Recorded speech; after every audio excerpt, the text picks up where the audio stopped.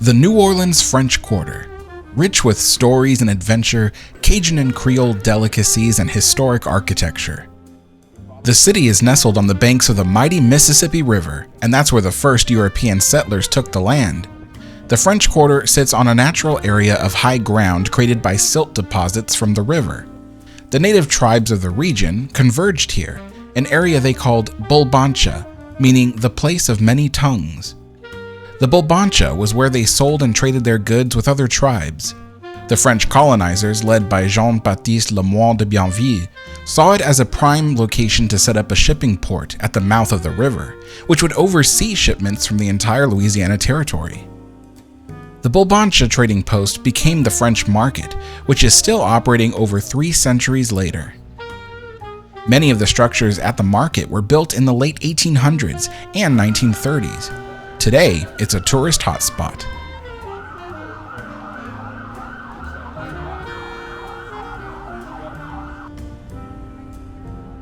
One of the first structures to be built in New Orleans was the early iteration of St. Louis Cathedral, named after the King of France.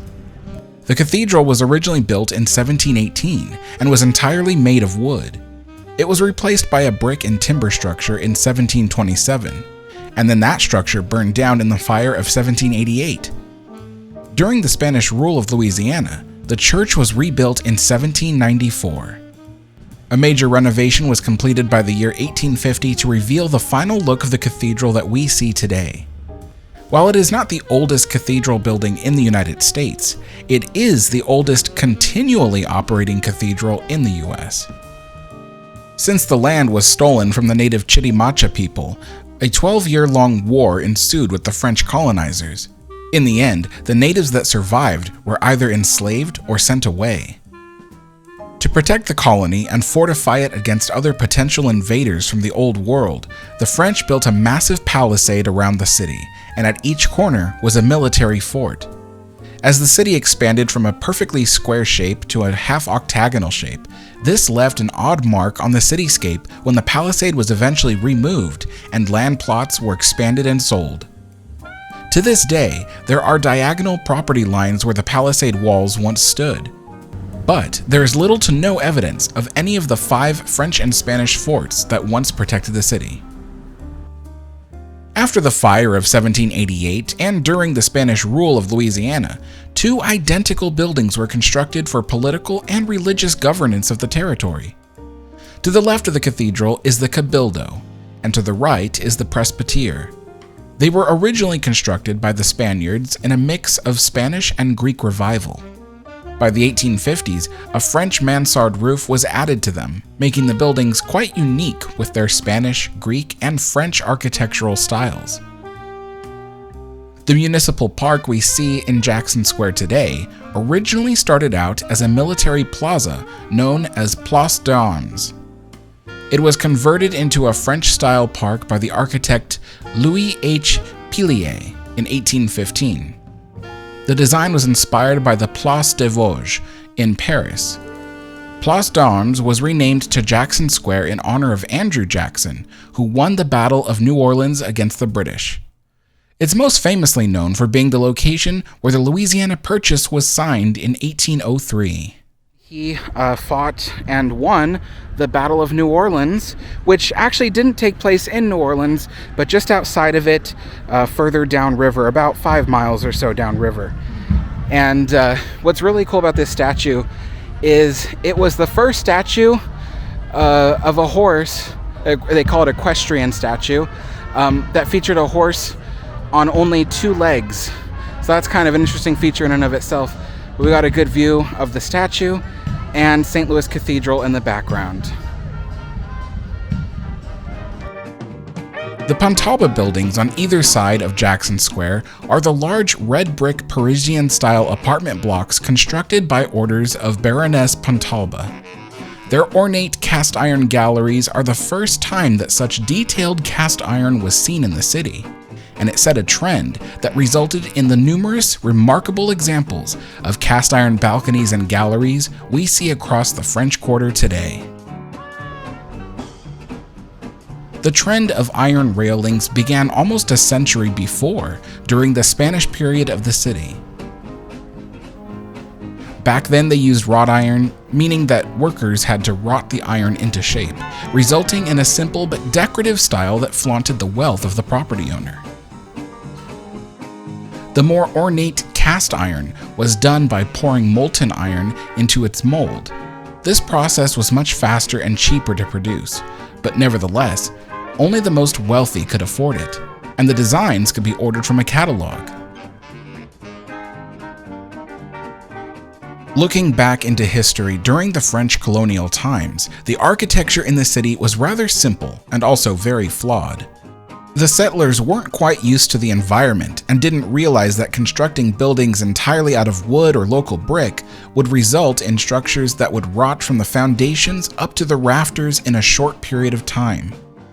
Much of the French colonial architecture that survived the weather and floods was burned to the ground during the fire of 1788.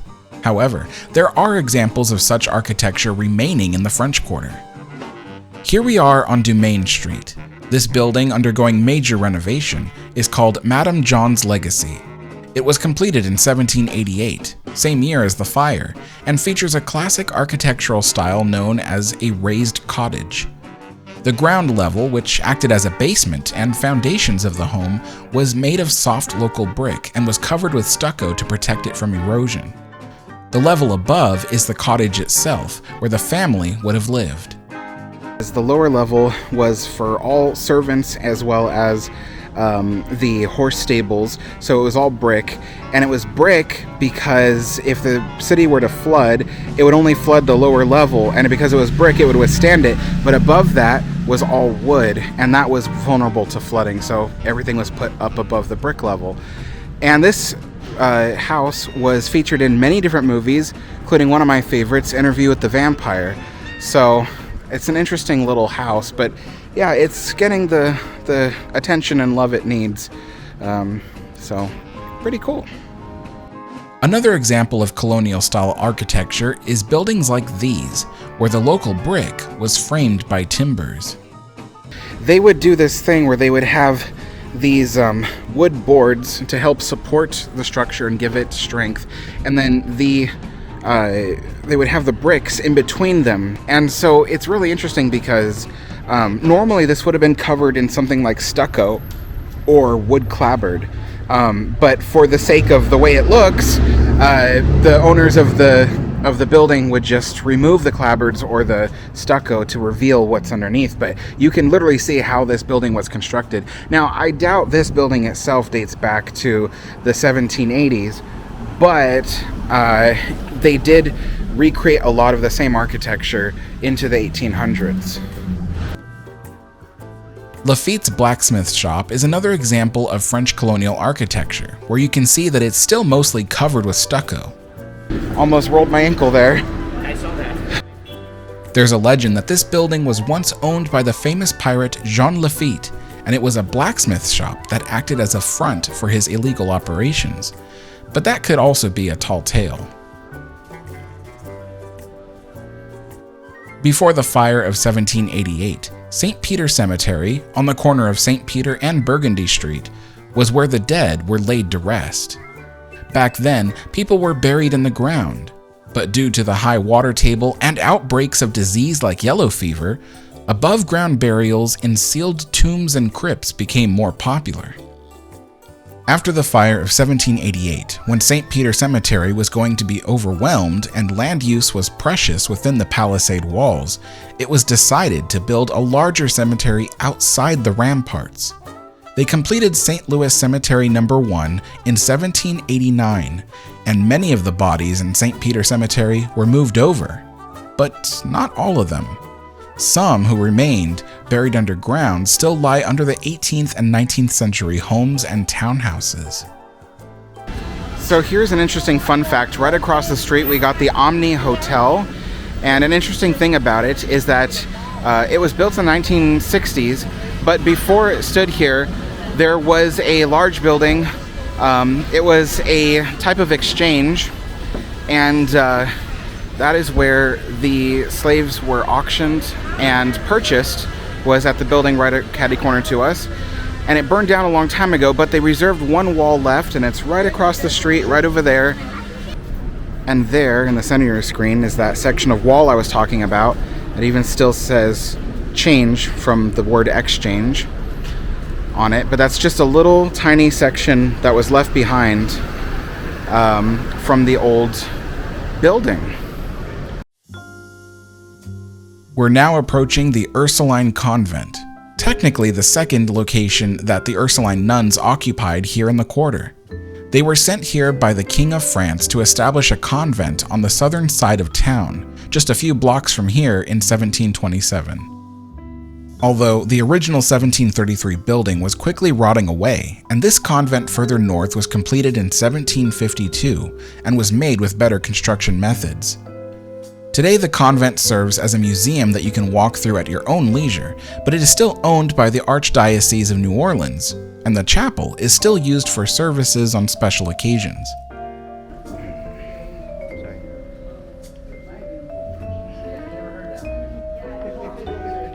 The building was constructed of stucco-covered brick in a French neoclassical style. This stairway is believed to have been salvaged from the original 1733 building.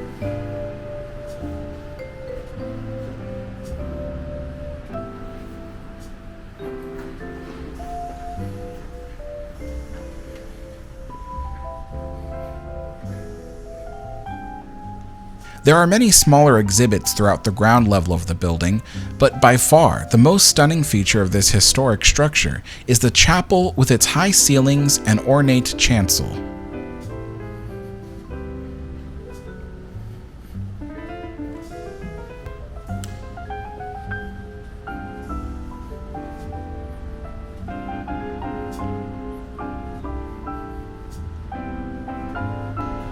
So we're on Charter Street, and if you look down this way, you can kind of see the original levels of where the sidewalk used to be and the curb as well. So you can see this stanchion here going through the concrete to the level below. And over time, with maintenance and things that the city would do, they would just layer the concrete over. But you can also see the original curb that would have been here before that. And it's this darker... It looks like stone, but it could be concrete as well. But if that is the top of the original curb, 2 inches below the current curb, you can imagine that the street level would have been several inches below that, at least 9 inches, because way back in the day, they used the curbs as a stepping stool for people to get off their horses in order to tie them up to the poles and things. So it's interesting to think that, the New Orleans we're walking on today sits a few inches above the original ground level. We've covered a lot of the early architecture of the French Quarter, talking about the French colonial architecture, but let's talk a little bit about the period of Spanish rule in New Orleans. In 1763, after the 7 Years' War, the King of France ceded the Louisiana Territory to the King of Spain, because, frankly, the land and the city of New Orleans were not a very profitable system for them. It was Spain that heavily invested in infrastructure and the shipping trade. New homes and buildings during the early Spanish period were often copycats of engineering from Spain, where the weather is generally drier and less rainy. But the flat-top roofs were a problem for this Gulf Coast region. So the local government learned a lot about the weather and helped to update building codes to better withstand nature. It was even the Spanish that introduced the wrought iron railings to the city to show off the wealth of the city's inhabitants. But it was the fire of 1788 that changed a lot for the city's architecture. The Spanish put strict building codes that roof shingles could not be made of wood, but slate, and commercial buildings had to be made primarily of brick to improve the fireproofing capability. And the brick had to be covered in stucco to weatherproof it.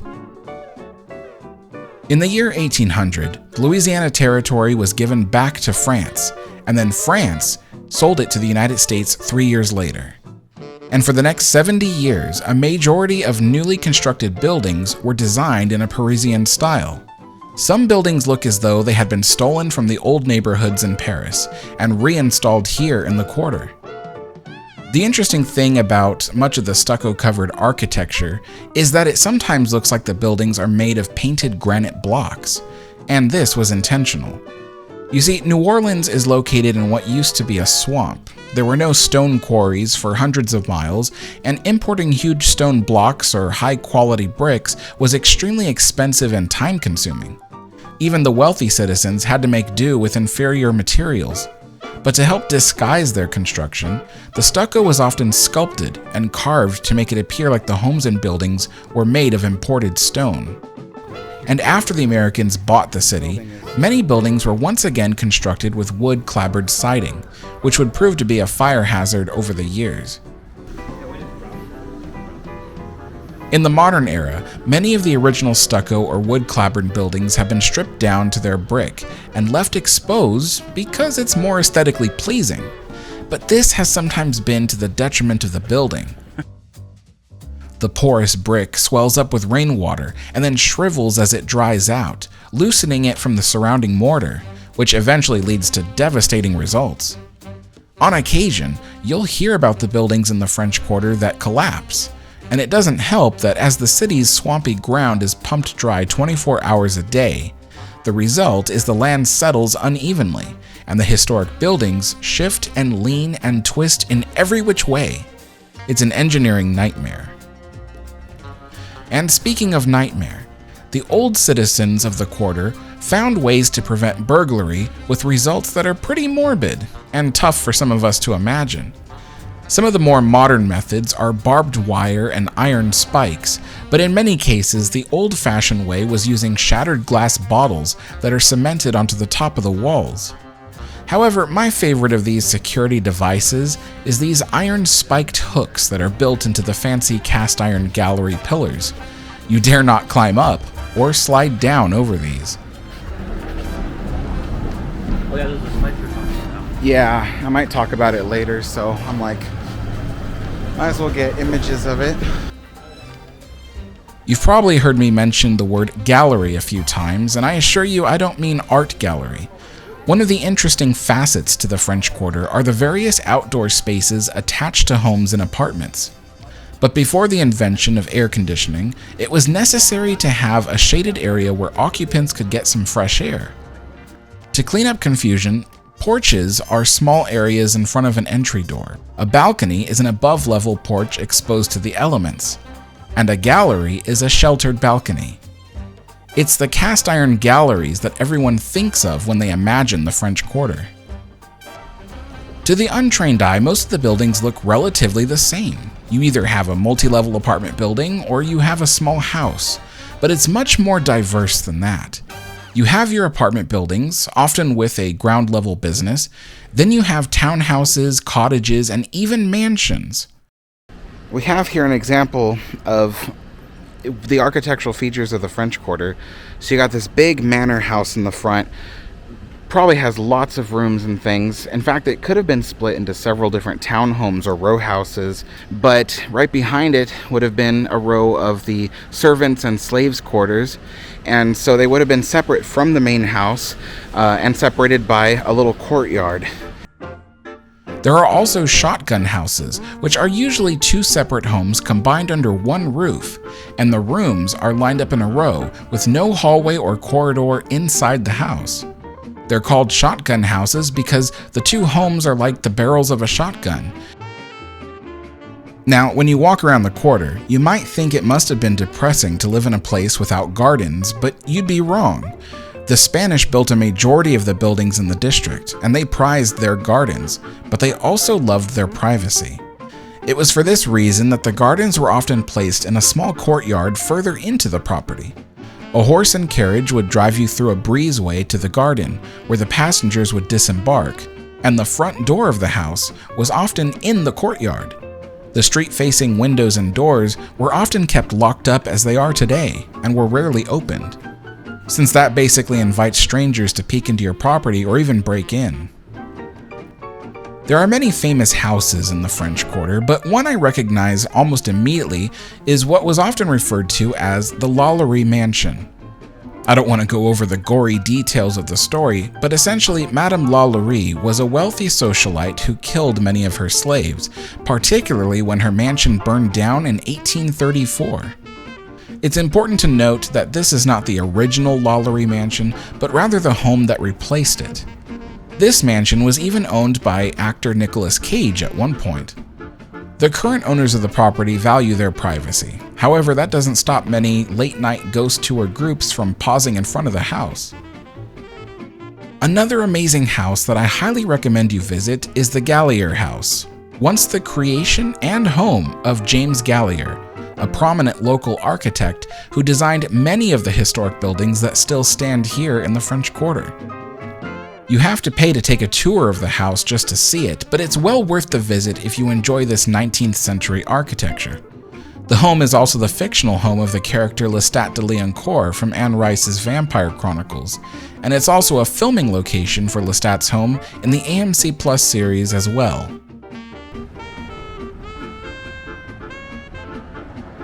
This is an example of a Creole cottage in the French Quarter, built in the early 1800s. Originally, it would have been one large home for a family and includes a private courtyard. And the structure in the back is the servants' quarters, which also likely was the home of slaves as well. This cottage has been converted into 4 hotel rooms, and the servants' quarters have been turned into 4 more. But inside the main house itself, we can climb the stairs to the hotel room located on the 2nd level.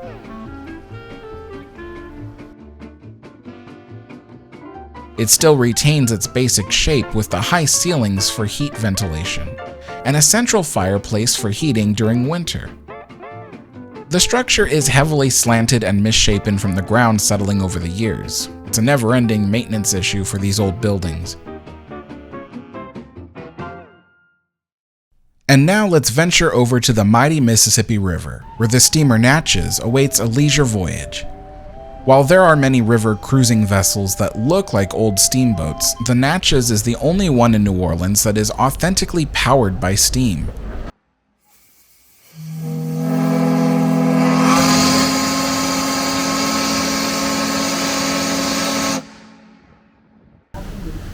This boat carries the name of the Mississippi American Indians and is actually the 9th steamer to carry the name. The one we're touring today was put into service in 1975. However, her massive steam engines down in the engine room are 100 years old and were inherited from the steamer Clairton, which was built in 1925. A cruise aboard the Natchez takes about 2.5 hours at her leisurely pace of 8 knots, but she can run a top speed of 14 knots, which equates to about 16 miles per hour. A fairly typical top speed for steamboats of her kind.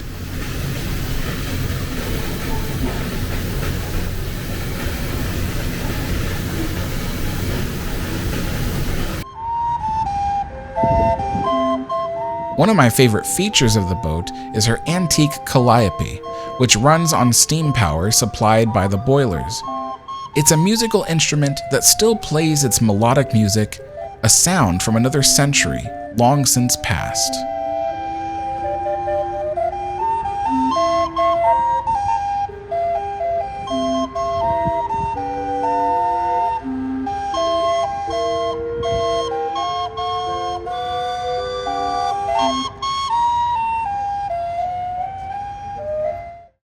In front of the statue of Joan of Arc.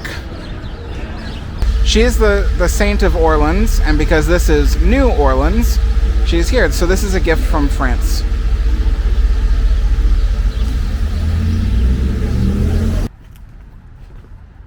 On the upper west side of the French Quarter, right across Rampart Street, is Louis Armstrong Park. A section of it by the iron fence is known as Congo Square. It is a historic and now sacred place where the slaves of the quarter would gather for singing and dancing and socializing. Often they were joined by local native Indians as well. The natives would trade with the slaves too. Yes, aside from St. Louis Cemetery No. 1, Congo Square was one of the first expansions of the city beyond the palisade walls. However, the first expansion of housing and business came with the sale of the Marigny Plantation land plots on the northern side of the quarter. Right across Esplanade Avenue is the first district added to the city, and though its architecture is very similar and was even constructed at the same time as the buildings across the way, the Marigny has evolved to feature a style of its own, heavily influenced by the music and nightlife of this little neighborhood.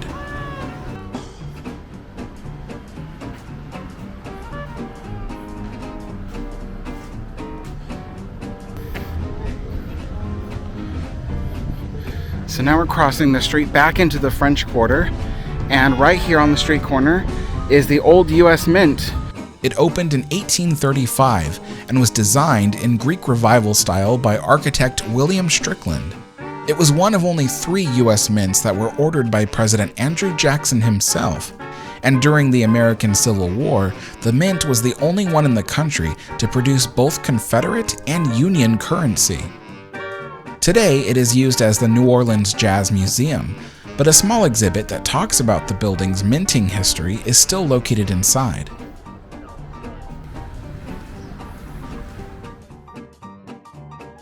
Today, New Orleans is perhaps known for its legendary nightlife.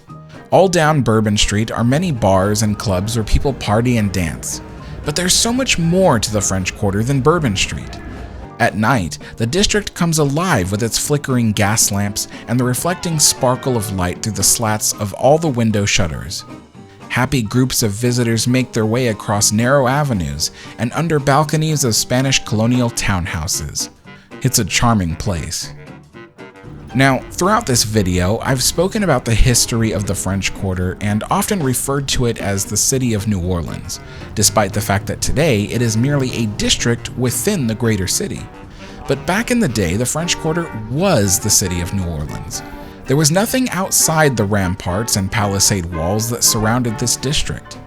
You'll even notice that although this neighborhood is so small, it's like a city within a city.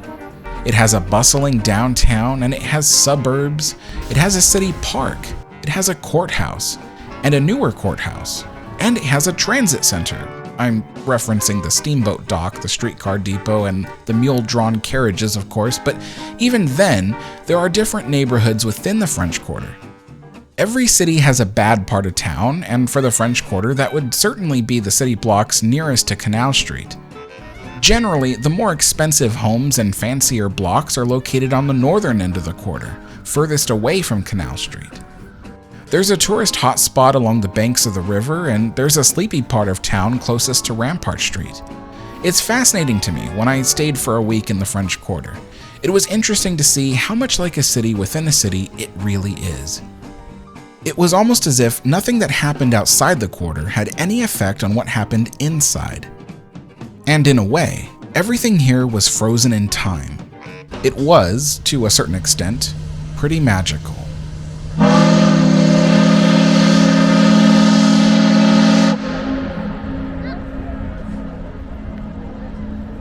Thanks for joining me on this historic tour. If you enjoyed the video, give it a like and tell me about your favorite part. Check out our Art Deco gift shop on the way out. Thanks for watching.